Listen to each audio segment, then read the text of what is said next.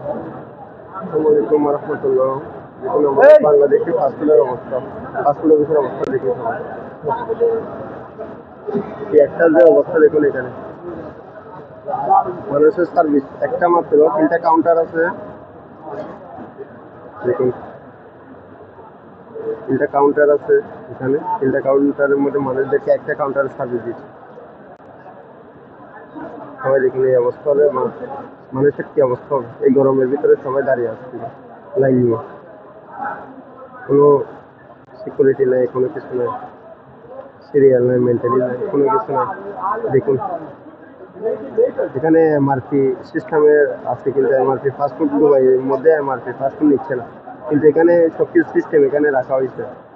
তারপরে মানুষকে হয়রানি করা হচ্ছে, এগুলো কি জন্য সবাই একটু জানাবেন। সবাই এগুলো নিয়ে কমপ্লেন করেন, কমপ্লেন না করলে এটা হবে না। দেখুন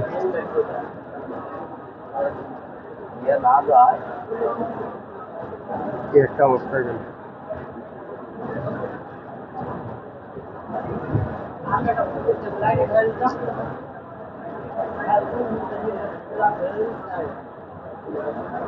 এগুলো দেখার কেউ নাই, এগুলো অভিযোগ করার মতো কেউ নাই। সর্বশেষ কষ্ট পাচ্ছে আমরা সাধারণ মানুষ, ভোগান্তি পাচ্ছে আমরা সাধারণ মানুষ। এ হলো ফাস্টফুড অফিসের হাল, বাংলাদেশের এম্বাসির অবস্থা। সবাই এই ভিডিওটা বেশি করে শেয়ার করুন, এবং এগুলা যেন আমাদের মন্ত্রণালয়ে পৌঁছে, এগুলা দেখে তারা যেন এগুলার সিদ্ধান্ত নেয়।